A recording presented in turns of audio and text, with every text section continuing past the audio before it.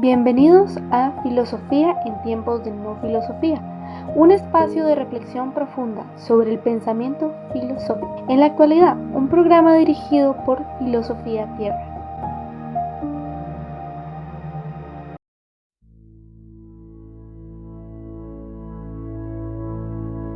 El espíritu generoso prosperará, el que da de beber también será saciado. Proverbios 11:25. Bienvenidos al episodio 404, mi nombre es Marco Antonio y hoy vamos a avanzar el prefacio de Hegel que hace a la filosofía del derecho que nos va a explicar en estos momentos. Bien, hay que recordar algo muy importante, ¿no? Hegel escribe todo este libro en general porque es profesor de la Universidad de Berlín y necesita una guía para que sus estudiantes aprendan mejor el derecho y la filosofía. En este sentido, lleva cursos de ese tema y claramente hace esta guía, ¿no? Para sus estudiantes. Este prefacio lo escribe Hegel, ¿no? Vimos que la introducción la escribe posteriormente Karl Marx, pero va a haber otra introducción que va a ser escrita por Hegel también. En este sentido vamos a empezar. Prefacio. La ocasión inmediata de la publicación de este compendio se basa en la necesidad de hacer llegar a mis oyentes una guía para las lecciones que, de acuerdo a mi cátedra, dicto acerca de la filosofía del derecho. Este tratado es un desarrollo ulterior y particular más sistemático de los mismos conceptos fundamentales que sobre esta parte de la filosofía ya están contenidos en la Enciclopedia de las Ciencias Filosóficas de Heidelberg de 1870 y que ya otras veces he expresado en mis lecciones. Pero el hecho de la publicación de ese compendio para llevarlo a la presencia del gran público me ha obligado a elaborar de nuevo más brillantemente las anotaciones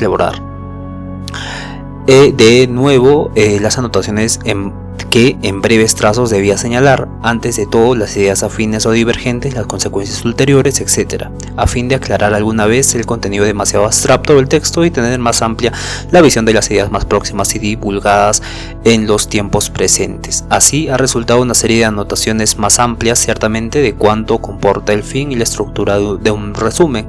Un verdadero compendio tiene por objeto, sin embargo, la investigación completa de una ciencia, y exceptuada quizás algunas pequeñas adicciones acá o allá, le son propios especialmente la reconciliación y el ordenamiento de los momentos esenciales de un contenido, el que es justamente admitido y reconocido de este antiguo, así como de largo tiempo aquella ordenación tiene establecidas sus reglas y sus modos. En un compendio filosófico no preocupa encontrar esa estructura, quizá porque se supone que lo que la filosofía construye sea obra efímera como la tela de Penélope que cada día comenzaba de nuevo. Ciertamente ese resumen difiere principalmente de un compendio ordinario por el método que constituye su orientación, pero aquí se presupone que el modo filosófico de avanzar en la materia es de otra y de la demostración científica. De este modo de conocimiento especulativo en absoluto se diferencia esencialmente de los otros modos del conocimiento. El considerar claramente la necesidad de tal distinción puede ser lo que únicamente podrá arrancar a la filosofía de la ignorancia, abyección en que ha caído en nuestros tiempos. Ha sido reconocido muy bien, o mejor sentido que reconocido por la ciencia especulativa, la insuficiencia de las formas y las reglas de la vieja lógica, y de aquel definir, de subdividir y silogizar que encierran las normas del conocimiento intelectivo. Pero si estas reglas son descartadas solemnemente por impedimento para hablar caprichosamente con el consentimiento, con la fantasía, la intuición accidental, ya que sin embargo también la reflexión y las relaciones del pensar deben tener su parte, se recae inconscientemente en el desprestigio del método de deducir y racional completamente vulgar. La naturaleza del saber especulativo ha sido ampliamente desarrollada en la ciencia de la lógica. En este tratado, por eso han sido agregadas aquí y allá algunas aclaraciones acerca del procedimiento y del método. Por la naturaleza concreta en sí tan variada del problema, en verdad ha sido dejado de lado al demostrar y poner de relieve en todas y cada una de las particularidades la concadenación lógica, que en parte podría ser considerada superflua por la presupuesta ligación con el método científico. Empero, por otra parte, será evidente por sí mismo que el todo, con el desarrollo de las partes, se apoya sobre el espíritu lógico. Desde este punto de vista también quisiera especialmente que fuese entendido y juzgado este compendio. Por lo que importa en él es el saber, y en el saber el contenido está ligado esencialmente a la forma. Se puede en verdad escuchar de aquellos que parecen considerar el asunto muy profundamente, que la forma de algo exterior e indiferente al objeto y que solo este importe. Se puede además ubicar la tarea del escritor, especialmente la del filósofo, en el descubrir la verdad, en el decir la verdad y en el difundir la verdad y los conceptos exactos. Si ahora se considera como tal tarea suele ser ejercitada realmente, se ve por una parte recocinar siempre el mismo viejo pastel y revolver por todos los lados, tarea que tendrá ciertamente su mérito para formar parte y despertar de los ánimos, si bien puede ser considerado como un trabajo de superficialidad, puesto que ellos tienen a Moisés y a los profetas escuchándolos. En particular se tiene frecuentemente la ocasión de asombrar con el tono y con la pretensión que es dado reconocer en esto, es decir, como si el mundo le hubiese faltado justamente hasta ahora tales celosos divulgadores de la verdad y hubiesen siempre de tener en cuenta el hoy en día, ¿no? Está hablando de los que escriben con este método profundo sobre los derechos, pero sobre los derechos y las leyes, pero sin cuestionarse por qué de esos derechos y las leyes, ¿no? Sin darle esta reflexión razonable a estos derechos. En este sentido sigue diciendo: empero por otra parte se ve que aquel que tales verdades prodiga es movido y arrastrado injustamente por verdades semejantes y fundidas por otro lado. O sea que se trata de datos históricos, ¿no? Un escritor dice esto, entonces yo digo esto y por eso tiene validez. Y claramente Hegel está diciendo, no tiene validez por eso, tiene validez por la reflexión que ha tenido ese sujeto al decir aquello. Luego dice: empero por otra parte se ve que aquel que tales verdades prodiga es movido y arrastrado injustamente por verdades semejantes y fundidas por otros lados.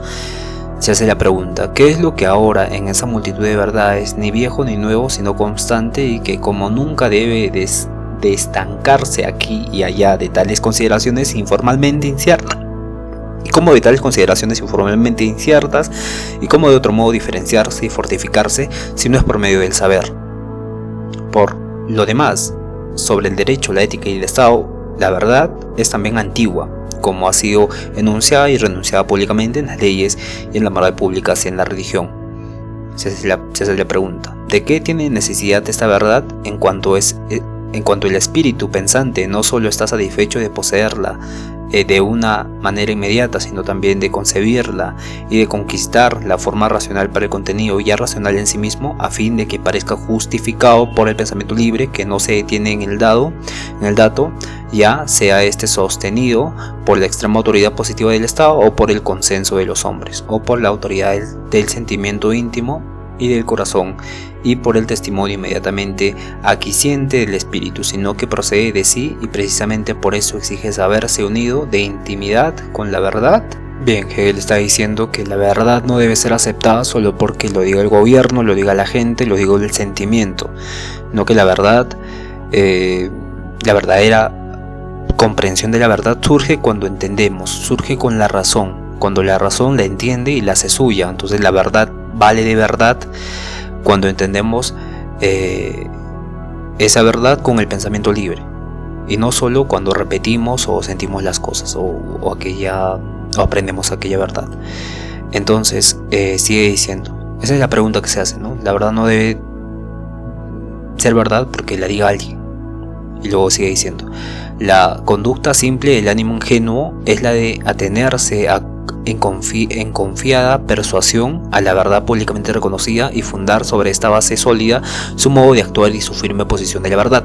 Contra esta simple conducta ya aparece quizá la supuesta dificultad de qué modo se puede distinguir y descubrir entre las infinitamente diversas opiniones lo que hay allí de universalmente reconocido y aceptado, y esta dificultad se puede considerar fácilmente como justa y verdaderamente grave por la cuestión, pero en sustancia aquellos que hacen hacen fácil esta dificultad están en el caso de no ver el bosque a causa de los árboles, y existe únicamente el obstáculo y la dificultad que ellos mismos prepararon. Al contrario, esa dificultad y este obstáculo constituyen antes de todo la demostración de que quieren cualquier cosa menos lo que es universalmente reconocido y admitido como sustancia del derecho y de la ética, porque si se trabajase seriamente y no por vanidad y singularidad de opinar y de ser, se atendrían al derecho sustancial, es decir, a los preceptos de la ética y del Estado y de la regularidad en conformidad con sus respectivas vidas. O sea, la ética del Estado y cómo estos se forman hábitos de vivir en nuestra vida, ¿no? Vivir la ética, está diciendo, vivir el Estado. ¿Y qué se trata de vivir el Estado? Ser personas coherentes con lo que creemos, pensamos y sentimos, y con lo que el Estado piensa, cree y siente también, pero bajo nuestras propias vidas, ¿no? Eso está diciendo, de forma sustancial, y no de forma artificial o por vanidad o singularidad de opinar, ¿no? Como se hacía en derecho, igualmente como se hace en derecho, ¿no? Se persuade, ¿no? Se trata de convencer al juez sobre una verdad que puede ser o no verdadera, y claramente Hegel está diciendo no, hay que ir mucho más adentro, hay que hablar sobre este derecho sustancial, y eso es lo realmente importante. Luego dice, pero la ulterior dificultad viene de otro lado, esto es, de que el hombre crea y busca en el pensamiento su libertad y el fundamento de la ética. Sin embargo, este derecho, por más alto y divino que sea, se transforma en sin razón si únicamente tiene valor para el pensamiento y el pensamiento se sepa libre, solo cuando discrepe de lo que es reconocido y aceptado universalmente y haya salido a crearse algo peculiar, ¿no? O sea, en todo el entramado de la vida del derecho, de la filosofía del derecho, hay algo peculiar que no es aceptado, no es reconocido, pero que la razón nos dice que es la correcta, ¿no? Es un grado más alto y divino, como dice acá en el texto, el fundamento de la ética, ¿no? El fundamento de la ética se basa en el pensamiento libre, en buscar el pensamiento, en que el pensamiento busque su libertad, ¿no? Pero esta dificultad la crea el hombre y se transforma en una sin razón que únicamente tiene valor para el pensamiento, y el pensamiento discrepe de lo reconocido, de lo aceptado universalmente, ¿no? Y muchas veces nosotros aceptamos que tenemos que tomar alcohol, y básicamente en otras culturas no aceptan esto, ¿no? Son ortodoxos, y esto es muy importante, ¿no? Aceptamos que podemos dormir hasta las 7 de la mañana, pero hay personas que duermen hasta las 4 de la mañana. Entonces acá está diciendo Hegel, ¿no? Hay algo más profundo que no es reconocido y no es aceptado universalmente, pero sí es aceptado y reconocido universalmente no los malos hábitos de la sociedad, porque Hegel no está hablando de la sociedad, está hablando de la ley, de la ética. Y claro, la ética es algo que conlleva el comportamiento de uno mismo, que conlleva los principios de uno mismo. Eso hay que tener en cuenta. Entonces sigue diciendo, en nuestros tiempos ha podido parecer sólidamente arraigada en relación al Estado la teoría de la libertad del pensamiento y del espíritu se demuestra, especialmente solo con la divergencia, más bien con la hostilidad contra la que se ha reconocido públicamente, y en consecuencia puede parecer raro que la filosofía asuma esencialmente la tarea de descubrir y suministrar también una teoría acerca del Estado, y precisamente una teoría nueva y singular. Si se observa aquella concepción y su influencia, se debería creer que no ha existido aún en el mundo un Estado o constitución política, ni que existe en el presente, pero que ahora, y ahora dure siempre, haya que comenzar completamente este principio, y que el mundo moral haya debido esperar justamente una tal actualísima concepción, investigación y creación. En cuanto a la naturaleza, se concede que la filosofía debe considerar como es, y que la piedra filosofal está oculta en algún lugar, pero en la naturaleza misma, que es racional en sí, y que el saber debe investigar y entender conociendo esta razón real presente en la naturaleza, no los fenómenos y accidentes que aparecen en la superficie, sino su eterna armonía en cuanto empero su ley y esencia inmanente. Acá está comparando que nosotros, cuando conocemos la naturaleza, conocemos la física, conocemos su naturaleza ínfima, su ley, Pero no pasa esto en las ciencias humanas, en el derecho, ¿no? Específicamente cuando se habla de ética, cuando se habla de Estado, ¿no? Y claro, está haciendo esa comparación. Luego dice, al contrario, el mundo ético, el Estado, la razón, tal como se realiza en el elemento de la autoconciencia, no puede gozar de esa fortuna, es decir, que la razón, la que de hecho se afiance como fuerza y potencia en el elemento en el que se conserva y subsiste. El universo espiritual debe más bien ser confiado al dominio del acaso y del capricho, debe ser abandonado por Dios, de suerte que según el ateísmo del mundo moral, la moral se encuentra fuera de él, y como no obstante debe existir igualmente en él alguna razón, la verdad es únicamente un problema, pero en esto reside la legitimidad, más bien la obligación, para todo pensamiento de fantasear, pero no en la búsqueda de la piedra filosofal, puesto que esta búsqueda ha sido arrojada a la filosofía de nuestros tiempos y cada uno se siente seguro de tenerla en su poder, como de pertenecer quieto o de caminar. Bien, se entiende un poco, ¿no? Todos los que no profundizan en el entendimiento del mundo ético piensan que tienen la verdad, ¿no? Piensan que tienen esta piedra filosofal que les permite hablar de la moralidad.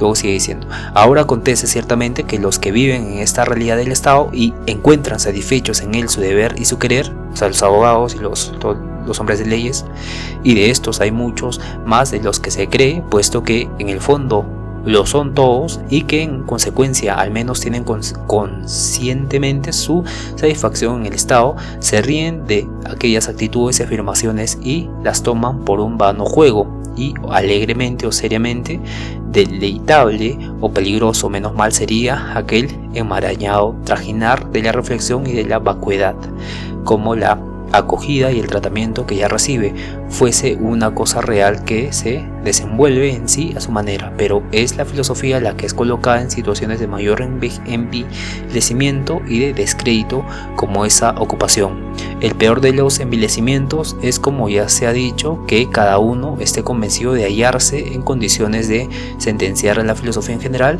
como de estar de pie y caminar. Acerca de ningún otro arte o saber se muestra ese extremo desprecio de pensar que se observa en esta. En realidad, lo que hemos visto surgir con grandísimas pretensiones acerca del Estado en la filosofía de nuestros tiempos autoriza a quien quiera que tenga deseos de tomar la palabra la convicción de poder hacerlo por sí absolutamente y darse por lo tanto la prueba de estar en posesión de la filosofía. Por lo demás, la sediente filosofía ha proclamado expresamente que la verdad en sí no puede ser conocida, sino que lo verdadero es lo que cada uno deja brotar del corazón, del sentimiento y de la inspiración con respecto a los problemas éticos, esto es, referentes al Estado, al gobierno y a la Constitución. Cuanto sobre este punto en particular no ha sido adulada la juventud.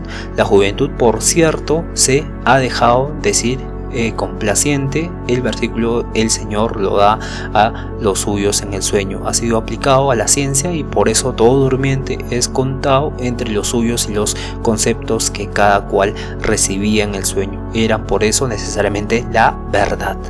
Bien, vamos viendo lo mismo que decía Karl Marx, ¿no? Que Alemania fantaseaba mucho pero hacía poco. Lo mismo se hacía a nivel general. Toda la sociedad alemana tenía esta brotación del corazón, del sentimiento y de la inspiración para hablar de aquello moral, ¿no? Para hablar del Estado, para hablar de la verdad en sí misma. Bien, luego dice, uno de los jefes de esta vanidad a la que se da el nombre de filosofía es el señor Fries. Fries es, si bien no recuerdo, un abogado jurista, no se llama Fries, tiene un nombre más largo, ahorita vamos a recordar, pero Fries era un alemán, ¿no? Que trataba de romantizar el mundo político, el mundo ético, ¿no? Agregando también una intuiciones para hablar del Estado, ¿no? Para hablar de la moralidad. Entonces, Fries no se ha avergonzado en una pública y solemne ocasión que se ha hecho famosa de expresar sobre el problema del Estado y de la constitución política al siguiente concepto: en la nación donde predomina domine un verdadero sentido común en toda actividad de los negocios públicos, la vida vendrá desde abajo del pueblo, se consagrará a toda obra específica de instrucción del pueblo y de utilidad popular, asociaciones vivas reunidas inviolablemente por el santo vínculo de la amistad, etc. Esto lo cita a Friends. Luego dice: ubicar el saber más bien que el proceso del pensar y del concepto es la observación inmediata en la imaginación accidental, hacer disolver, por lo tanto, la rica estructura de lo ético en sí, que es el Estado. Aquí hay que hacer un paréntesis, porque en Kant vimos que, bueno, no en Kant, en Hegel se ve esto, ¿no? Que la vida ética de una persona va a constituir la vida ética de un Estado, ¿no? Las leyes son un reflejo de cómo somos nosotros. Por ejemplo, una norma, vives en una comunidad, ¿no? Y esa comunidad tiene ciertos hábitos éticos, ¿no? Y esos ciertos hábitos éticos con el tiempo se convierten en leyes para el pueblo. Lo mismo pasa con el Estado, pero a nivel más general. Luego de esta pequeña aclaración, introducción, dice lo siguiente: la arquitectura de su racionalidad, que con la predeterminada distinción de las esferas de la vida pública y de sus derechos, con el rigor de la medida con la cual se rige todo pilar, arco o sostén, hace nacer la fuerza del todo por la armonía de las partes, hacer disolver, repito, esa plática constructiva de la blandura del sentimiento, de la amistad y la fantasía, es el principal propósito de la superficialidad, ¿no? Lo que estaba diciendo antes, unido a lo que estaba diciendo Frege con lo que dije hace momentos, que en Alemania se tenía este sentido de, se hablaba de lo fabuloso que era Alemania, ¿no? De lo increíble que de las ideas que salían en Alemania sobre el Estado, pero estas ideas no se aplicaban en la realidad, porque en la realidad habían diferentes grupos sociales, no estaban los burgueses, estaban los obreros, estaban los pobres, estaban los trabajadores, entonces no había unidad, y por esa unidad no había un tipo de horizonte en conjunto. Y en este sentido, cada uno pensaba de esa forma, ¿no? Del sentimiento de amistad y de la fantasía, ¿no? En este caso, claro, Fries trató con el sentimentalismo anidar a todos los grupos sociales, pero ese sentimiento de amistad también era contraproducente, ¿no? Porque la misma moral hacía que los ricos querían un cambio, y cuando lo aplicaban a la gente, otra era la necesidad, ¿no? Cuando lo aplicaban a los obreros, la necesidad de los obreros había cambiado, era otra, y claramente no había una unidad, ¿no? Y solo esa amistad servía para este grupo social. Entonces, básicamente está criticando también es lo que decía Carlos Marx en la introducción previa que vimos. Luego dice, ¿no? Como, de acuerdo a Epicuro, el mundo en general no existe, así tampoco existe realmente el mundo moral, sino que según las concepciones debería ser diferido a la accidentalidad subjetiva de la opinión y el capricho, con el simple remedio casero de colocar en el sentimiento lo que sobra, y en verdad más que milenaria, de la razón y de su intelecto que le ahorra ciertamente toda fatiga del entendimiento racional y al conocer, dirigidos por el concepto pensante. Mefistófeles, en la obra de Goethe, Digna Autoridad, dice sobre esta cuestión poco más o menos lo que ya he citado en otra circunstancia. Va a citar a Goethe. Mefistófeles es un personaje, ¿no? Desprecia también el entendimiento y el saber, dones supremos del hombre, así te habrás consagrado al diablo y deberás seguir hacia la perdición. Entonces, Hegel, como esto está diciendo, que la razón es esta parte elevada y divina, que claro, está en toda la tradición filosófica alemana, pero que se pueda llevar esto a la práctica, y no se quede en el sentimiento, no se quede en la parte fantasiosa, ¿no? Y claro, como Marx decía antes, ¿no? Alemania tiene las ideas muy elevadas, pero su país, la realidad de su país es muy pobre, o muy diferente a las ideas que tiene, ¿no?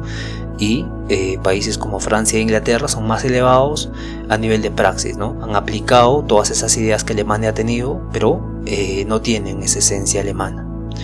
Y básicamente, si nos dejamos llevar por el sentimiento, por este tipo de sentir, Si despreciamos el entendimiento y el saber, básicamente estaríamos yendo a la perdición. Bien, en este sentido voy a acabar el episodio de hoy acá para ser un poco más rápido, ¿no? En el sentido de que vamos a hacerlo por partes para acomodar los tiempos, porque estamos muy atrasados y claramente no puedo excederme tampoco del tiempo. Entonces, desde ahora en adelante hasta el 21 de octubre los episodios van a ser de 20 minutos a 25 minutos solo por este libro. Entonces, reflexionen sobre lo que se dijo acá y nos vemos en el episodio el día de mañana. Cuídense todos, conozcanse a sí mismos, por favor sean felices y no se olviden de rezar. Hasta el día de mañana. Cuídense todos.